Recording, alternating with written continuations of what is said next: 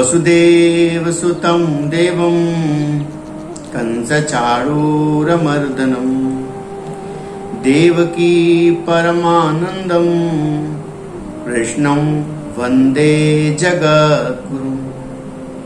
सर्वोपनिषदो गावो दुग्धा गोपालनन्दना पार्थो वत्स सुधीर्भोक्तः दुग्धम गीतामृतम महत।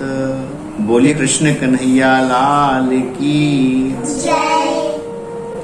अकारण करण करुणावतार भक्तवांक्षा कल्पतरु पीताम्बरधारी श्री श्याम सुंदर, जिनकी असीम कृपा से आप और हम एक बार पुनः श्रीमद् भगवत गीता के उत्तम से उत्तम संदेश के साथ आपके साथ उपस्थित हुए हैं। भगवान की बड़ी महती कृपा है कि आज द्वितीय अध्याय का 13वां श्लोक हम और आप मिलकर उच्चारण करेंगे और इसका भेद समझेंगे। भगवान अर्जुन को समझा रहे हैं कि अर्जुन, तुम इस देह आदि के मोह में क्यों पड़े? देह, संसार, धन, यौवन, ये सब छूटने ही वाला। क्या रहेगा उसके बारे में भगवान बताने वाले हैं। एक बार हम उच्चारण करें और एक बार आप हमारे साथ साथ उच्चारण करेंगे। यह श्लोक अवध सेवा संकल्प समिति को समर्पित है। श्रीमती रेखा श्रीवास्तव बड़े श्रम से, बड़े मेहनत से पितृपक्षों में उन्होंने संकल्प लिया है कि द्वितीय अध्याय हम सुनेंगे और यह श्लोक भी उनकी सेवा को समर्पित है। देहिनोऽस्मिन् यथा देहे, देहिनोऽस्मिन् यथा देहे, कौमारं यौवनं जरा, कौमारं यौवनं जरा, तथा देहांतर प्राप्ति, तथा देहांतर प्राप्ति, धीरस्तत्र न मुह्यति, धीरस्तत्र न मुह्यति। भगवान श्री कृष्ण जगत को बोध करा रहे हैं, संसार को बता नहीं रहे हैं, केवल संदेश दे रहे। और क्या चीज बताने वाले हैं? जो घटनाएं घट रही, कभी कभी हम लोगों का मन उन संदेशों पर, उन बातों पर नहीं जाता जो घटनाएं सहज घट रही। नित्य प्रकृति में बहुत सी घटनाएं घटती रहती और हम अपने विचारों में, अपनी सोच में, और सोच भी कैसी जिसका कोई मतलब नहीं। परसों सोचा था, क्या कर डाला। उससे पहले जो सोचा था, क्या कर दिया। क्या आज जो सोच रहे हो वह कल कर दोगे? नहीं तो फिर ये मन क्या सोचने की मशीन है? ये बुद्धि सोचने की मशीन है। अगर बुद्धि सोचने की मशीन है, मन संकल्प विकल्प करने की मशीन है, तो शरीर भी तो ये क्रिया करने की मशीन है। इसे क्यों नहीं चलाती? भगवान कहते हैं कि जो तुमने पिछले वर्ष सोचा था वो भी नहीं किया, इस वर्ष सोचा वो भी नहीं किया। बहुत सी बातें सोची कि अब इस बार सेवा करना प्रारंभ करेंगे, सुबह जल्दी उठना प्रारंभ करेंगे, भजन भगवान का प्रारंभ करेंगे। बहुत सी बातें सोची, व्यापार करेंगे, बहुत अधिक धन कमाएंगे। तो सोचते सोचते कितने वर्ष व्यतीत हो गए, किया क्या? भगवान कहते हैं कि ज्यादा सोचो मत, थोड़ा सोचो और उसी सोच को बराबर दोहराते रहो। जिस काम को करना है उसे भूलना नहीं चाहिए। आहर्निशम किम पर चिंतनीयम, दो बातों को हमें बराबर चिंतन करना है कि संसार मिथ्या तो सिवाते सत्य। भगवान ही सत्य है और ये संसार मिथ्या है तो पर रहेगा नहीं। इस दुनिया में जो कुछ भी है वो आज है और कल नहीं है। बस इस बात को ठीक तरह से भगवान ने संदेश दिया, होता तो है पर हमारी शायद समझ से थोड़ा अलग है, समझ में देर से आता है। रोज घटनाएं घट रही हैं, रोज सूरज निकलता है, दोपहर होती है, सांझ होती है। सूरज के भी 3 पन होते हैं, प्रातः लालिमा लिए हुए, दोपहर में बहुत तेज और संध्या को फिर धूमिल होता हुआ अस्त हो जाता है। सूरज के भी 3 पन होते हैं और ये हमारे शरीर के भी 3 पन होते हैं, कौमारम, यौवनम, जरा।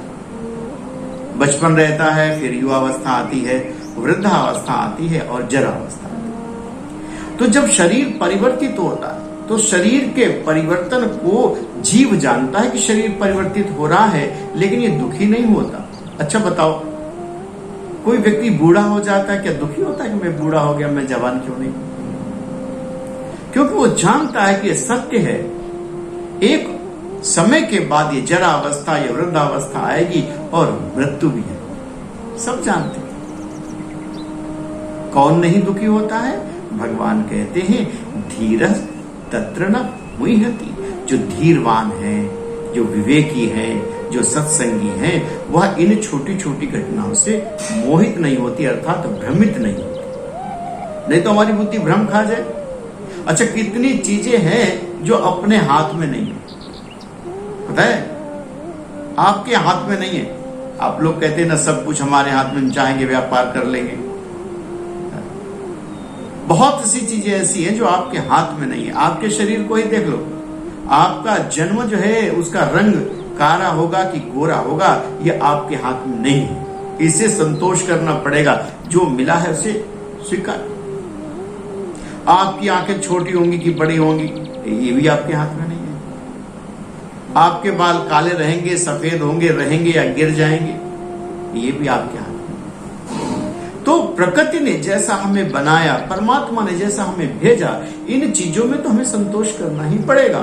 किसी की बुद्धि बहुत प्रखर है और किसी की बुद्धि रेत बुद्धि। तो रेत बुद्धि क्या करती? आज समझाया, कल भूल गया। किसी की बांस बुद्धि होती, थोड़ा सा बताओ वो ज्यादा बढ़ जाती, आगे का काम कर लेती। किसी को सेवा के लिए बताया कि तुम पत्तल बिछा देना, उसने पत्तल बिछाई, उससे पहले झाड़ू भी लगा दी। ये बांस बुद्धि, 2 काम और कर लिए। और किसी की पत्थर बुद्धि होती है, आता तो देर में समझ में है, लेकिन जो देर में समझ में आता वो जीवन भर रहता है, पत्थर बुद्धि है। तो सबसे अच्छी बुद्धि कौन? आप सोच रहे होगे पत्थर बुद्धि या बांस बुद्धि? नहीं, सबसे अच्छी बुद्धि रेत बुद्धि। रेत बुद्धि पर ना किसी का द्वेष रह जाता है, ना किसी का प्रेम रह जाता। किसी ने गाली दिया, थोड़ी देर रही और फिर हवा आई तो सब। किसी ने बहुत प्रशंसा किया, थोड़ा अभिमान आया, फिर हवा चली, रेत बुद्धि भूल गए किसने क्या कहा था। तो जो रेत बुद्धि वो ठीक है, लेकिन इस रेत बुद्धि में एक चीज ठीक से बनी रहे कि हम बार बार लिख सके। पत्थर पर एक बार लिख दिया तो वो मिटता नहीं। पत्थर बुद्धि के व्यक्ति को यदि हमने एक बार गाली दिया तो वो जीवन भर याद भूल नहीं सकता। रेत बुद्धि को आपने कहा 2 दिन के बाद, अरे याद नहीं क्या कहा। तो बस रेत बुद्धि के व्यक्ति को क्या करना चाहिए?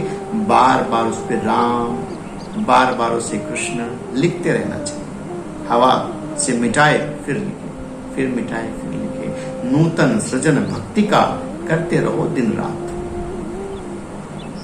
भगवान कहते हैं कि यह देह जो है, देहिनो अस्मिन् यथा, यह जो देह है इसमें कौमारम यौवनम जरा, युवावस्था भी आएगी, वृद्धावस्था भी आएगी, बुढ़ापा भी आएगा, कभी बीमारी भी आएगी। तो इन सब से धीर पुरुष मोहित नहीं होता, क्योंकि उसे पता है कि यह घटना घट सकती है। और जो लोग अपने बच्चों को यह बात नहीं सिखाते, जो गुरु अपने शिष्यों को यह बात नहीं सिखाते, उनके शिष्य सदैव दुखी रहते।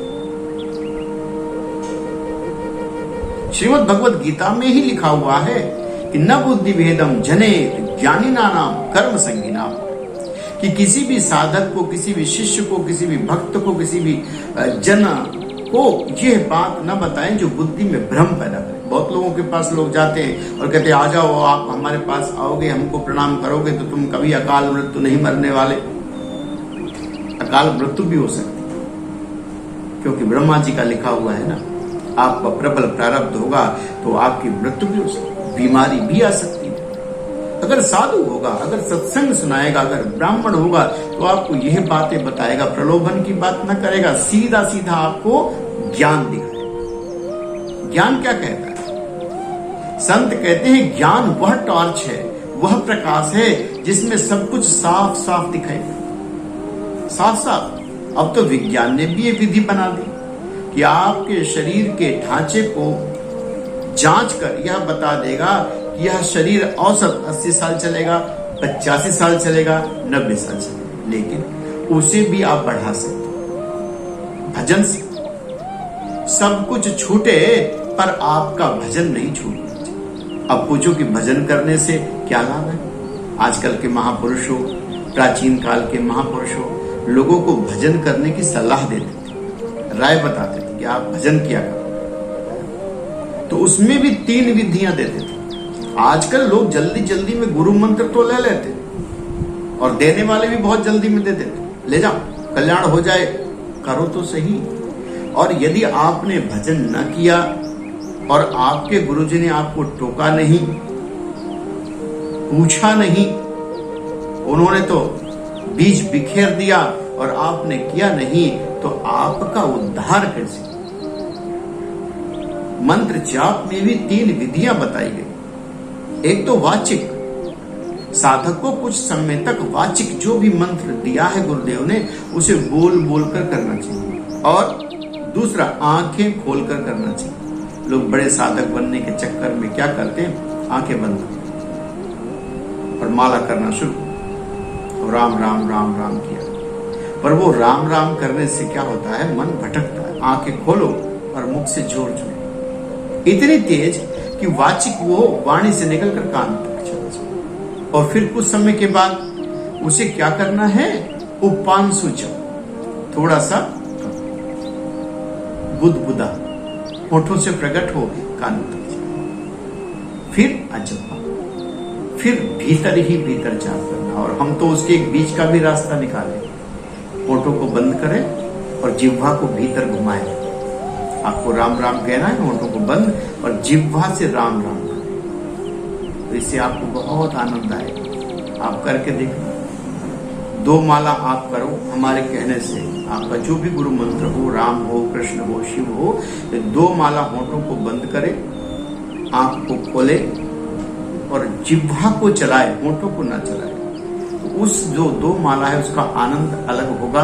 आप करके देखना। यदि आप करते नहीं तो आपको अनुभव नहीं आता। करना, उसके बाद देखना मन शांत होगा, चित्त अच्छा होगा, और जिस क्षण आपका मन शांत होता है, सांसारिक वृत्तियों से परे होता है, उस समय किंचित भी कोई विचार आता है तो उसे परमात्मा की जो अष्ट सिद्धियां हैं वह पूरा करती है। लोग कहते हैं ना कि भगवान के नाम जप से क्या नहीं हो सकता। भजन प्रभाव इतना है कि भजन के प्रभाव से क्या नहीं हो सकता। भगवान समझा रहे हैं कि ये छोटी छोटी घटना, किसी का मकान गिर गया, किसी का रुपया चोरी हो गया, किसी का पड़ोसी परेशान कर, ये सब प्रारब्ध का खेल है और इसे हम बदल सकते हैं अपने कर्म से। हर चीज के लिए भगवान से प्रार्थना करना ठीक नहीं है। कुछ अपनी जिह्वा से, कुछ अपने कर्मों से भी कर सकते हैं। यदि कोई परेशान करता है, यदि कोई पीड़ा देता है तो पहले उससे निवेदन करना चाहिए। भगवान राम ने भी तो निवेदन किया समुद्र से, और फिर नहीं माने तो थोड़ी आंख भी दिखाई कि विनय न मानत जलद जड़, और गए 3 दिन बीती, बोले राम सकोप तब बिनु भय होय न प्रीति। थोड़ा आंख भी दिखाना चाहिए, और आंख दिखाते समय सावधान, अगर वो आपसे ज्यादा आंख दिखाए तो फिर विनम्र बन जाओ। हमें अपने कार्य सिद्धि से मतलब है, भगवत कार्य होता रहे, इसके लिए दुष्टों के पास जाना पड़े, खल के पास जाना पड़े, आप जाओ अपना काम सिद्ध करो, उसकी संगति मत करो, कार्य सिद्ध हो वापस। अब बताओ, इतने बड़े बड़े मंदिर कोई भला आदमी बना सकता है, कोई ईमानदार अध्यापक हो चाहे कि बड़ा मंदिर बना ले, कैसे बना पाए? उसके लिए तो सबका सहारा लेना पड़ेगा। अब आप पूछोगे कि आपके पास अन्याय का धन तो नहीं है, वो कहेगा है, तो बोले आपसे दान चंदा नहीं चाहिए, तो मंदिर कैसे बनेगा? अरे वो जो श्रेष्ठ कर्म आप कर रहे हो, कोई कुआं बनाना है, कोई नल लगाना है, कोई प्याऊ करना है, कोई भंडारा करना है, कुछ भी काम करना है, उसके लिए आपको प्रत्येक व्यक्ति के पास जाना चाहिए। गोस्वामी तुलसीदास संत थे, उन्हें रामचरितमानस को लिखना था, तो उन्होंने क्या लिखा है कि बंदहु संत असज्जन चलना। क्यों?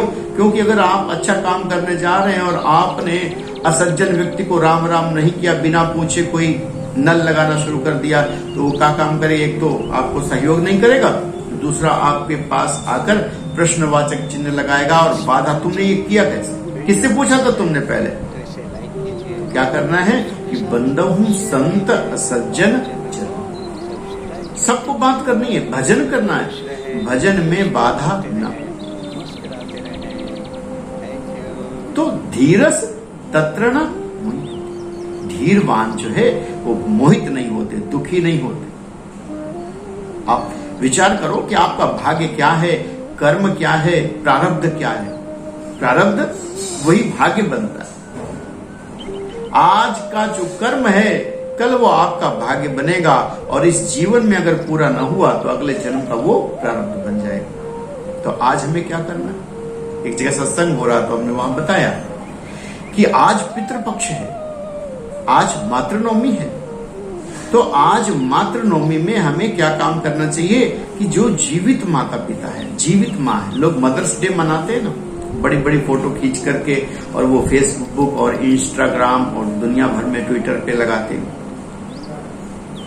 आप ऐसा काम करो कि आपकी तस्वीर आपके माता पिता के हृदय में अंकित हो जाए, फोन में हो ना हो। वो झुर्रियों पड़ा चेहरा वो फेसबुक पे बहुत अच्छा लगता है, लेकिन उस माँ के हृदय में आपकी तस्वीर अंकित हो जाए, जो माँ की तस्वीर आपने फेसबुक, इंस्टा और ट्विटर पे लगा। उन माता पिता के हृदय में आपकी तस्वीर बन जाए तो आपका यह लोक भी सुधरेगा और वो पितृलोक भी सुधरेगा, गौलोक भी सुधरेगा, 7 लोकों तक आपकी बात पहुंचे। एक संत से हमारी आजकल बात होती है, रोज बात होती है, लगभग बहुत अच्छे संत हैं। वो लगभग हमें 1 से 1.5 घंटा सत्संग सुनाते हैं, बहुत अच्छे हैं। वो बता रहे थे, परसों के दिन हमारी बात हो रही थी, तो कह रहे थे कि बेटा ये जो संत है, जो विद्वान है, ये छोटी बात को बहुत बड़ा कर लेते हैं। इनकी आप सूर्य के बारे में पूछो तो ये सूर्य के बारे में हर वेदों से, उपनिषद से, ग्रंथों से, गीता से, सब जगह से निकालकर कम से कम 3 घंटे प्रवचन करें। तो हमने कहा हाँ गुरुदेव ये बात तो है। बोले लेकिन अगर साधक से, संत से आप पूछोगे तो वह सब बातों का सार आपको छोटी सी बात में सूर्य को ले जाकर दिखा देगा कि बेटा यह सूर्य है। उसे संत कहा जाता है। वहां आपको प्रवचन से बताएंगे कि बहुत बड़ी बड़ी सत्य की बातों पर बताएंगे, सत्य ऐसा है, ईश्वर ऐसा है, ईश्वर ये करता है, ईश्वर निराकार है, ईश्वर साकार है, सगुण है, ये सब बातें उदाहरण के रूप में समझाते रहेंगे। लेकिन अगर कोई साधक सिद्ध है, संत है, तो क्या करेगा? आपसे कहेगा आंखें बंद करो, आपके माथे पर हाथ रखे और आपको ईश्वर का दर्शन लखा देगा। कौन कर सकता है? बोले जिसको हुआ है। महापुरुषों के साथ, महाजनों एन गता सब, महापुरुष जो कहते हैं, महापुरुष जो करते हैं, उनकी बात ही दूसरी होती है। हमसे वो पूछ रहे थे कि बेटा एक बात बताओ, तुम्हें विद्वान बनना है कि साधक बनना है? तो हमने कहा गुरुदेव हमें साधक बनना है, मुझे भी उस ईश्वर का दर्शन लिखना है, देखना है। तो ऐसे संतों के संग रहने के बाद बड़ी अच्छी बात, बोले बेटा जब तुम्हें ईश्वर का दर्शन दिखाई पड़ेगा, लख लोगे, दिखाई पड़ने लगेगा, तब तुम्हारा बोलने का भी मन नहीं होगा। अभी तो तुम्हारा ध्यान 3 घंटे का रहता है, फिर 27 घंटे का ध्यान रहेगा। मैं बहुत आनंदित हूं कि वो कौन सा पल आएगा जिस क्षण हमें वो अवस्था गुरु कृपा से, संत कृपा से प्राप्त हो। वो कह रहे थे कि बेटा ये श्रीमद् भगवत गीता जो सुनाते हो, इसे हम बहुत प्रेम से सुनते हैं। इसमें बड़ी अच्छी बात है उस बात का उल्लेख किया उन्होंने कि ये जो अर्जुन है, ये अर्जुन जीव है, इसे जीवात्मा भी कह सकते। और इसके जो घोड़े हैं, वो घोड़े जो हैं सब के सब इंद्रिय, 5 कर्मेंद्रिय, और ये अपने मन से इसको चलाता है, मन को समझाता है। लेकिन क्या करना चाहिए? बोले इस सब घोड़ों की जो लगाम है वह नारायण के हाथ में दे दे। बस इतनी ही श्रीमद् भगवद गीता है। 700 श्लोक को उन्होंने आधे वाक्य में समाप्त कर दिया। बोले बेटा, ये 5 कर्मेंद्रियों को, इनकी लगाम को बस नारायण के हाथ में दे देनी है, बस तेरा काम खत्म। कल उनसे फिर चर्चा हो, बड़ी सुंदर चर्चा करते हैं। और मजे की बात यह है कि मैंने आज तक उनका नाम नहीं पूछा। वो जब बोलते हैं आधे घंटा 1 घंटे, टेलीफोन पर भी वो लगभग सवा घंटे उनका सत्संग सुनता रहता हूं मैं। फिर मैंने कुछ पूछा, फिर उन्होंने कुछ बताया। वो एक ही बात बड़ी अच्छी बताते, बेटा जिस ईश्वर के बारे में तुम इतनी अच्छी चर्चा करते हो, तुमने उसे लिखा है? तो हमने कहा गुरुदेव ऐसा सौभाग्य कहाँ है? बोले बस कुछ दिन का इंतजार और फिर मैं लिखाऊंगा, दिखाऊंगा तुम्हें, उसके बाद तुम बोल ना पाओ। हाँ, अगर कोई तुम्हारे पास आ जाएगा, जैसे तुमने मिठाई खाई, तो मिठाई के बारे में क्या बताओगे? कितनी मीठी है, कितनी अच्छी है, क्या बताओगे? लेकिन यदि तुम्हारे पास कोई आ जाए और पूछे कि मिठाई कितनी मीठी है, तो उसको मिठाई लेकर मुंह में रख देना, वो भी जान जाएगा ईश्वर क्या है, ये भव सागर से कैसे पार होना है, ये भव सागर क्या है। आने वाले दिनों में ये सब सत्संग सुलभ रहेगा। श्रीमद् भगवद गीता का आज 2 अध्याय का 13वां श्लोक अवध सेवा संकल्प समिति को समर्पित। आप भी अपने मन में विचार करना कि जो अभी तक सोचा, क्या वो कर पाया? नहीं तो फिर नया क्यों सोचते हो? जितना सोचा है पहले उसी को कर लो। जितना हमने सोचा है पहले वही पूरा हो जाए, उसके बाद फिर दूसरा, फिर नया, फिर करते रहें।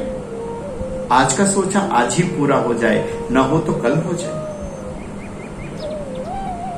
जो कुछ आज हो जाए बहुत अच्छा है। आप सब लोगों को हमारा बहुत स्नेह। और कई शिष्य ऐसा सोचते हैं कि मैं उनसे प्रेम नहीं करता। हमारे लिए वही व्यक्ति अच्छा है जो ईश्वर पथ पर चलता है। मैं किसी से नाराज नहीं हूं, ना ही मेरे मन में किसी के प्रति द्वेष है, ना ही मेरे मन में किसी के प्रति ईर्ष्या है। मैं तो चाहता हूं कि मैं उन सब के साथ बैठूं, उन सब के साथ कुछ करूं, उन सब के साथ भजन करूं। लेकिन आप भजन करो तब ना। आप जिस दिन भजन करने लगोगे, उस दिन तो सबसे सर्वोत्तम भगवान भी आपको गोद में उठा लेगा। सबसे मुख्य तत्व है भजन। आप भजन करो, आप सबकी आंखों में रहोगे, आप सबके प्रेम के पात्र रहोगे, आप सबकी श्रद्धा के पात्र। तो आप सबसे हमारा हाथ जोड़कर आग्रह है, कृपया भगवान का खूब भजन करो। इतना भजन करो, इतना भजन करो कि आपकी आत्मा आपसे आनंदित हो जाए, हृदय गदगद हो जाए, आपका चित्त निर्मल हो जाए। आप चाहकर भी किसी गाली देने वाले का, किसी क्रोध करने वाले का, कोई आपका वैरी हो, आपको मारना चाहता हो, उसका भी चाह करके भी आप बुरा सोच मत पाओ।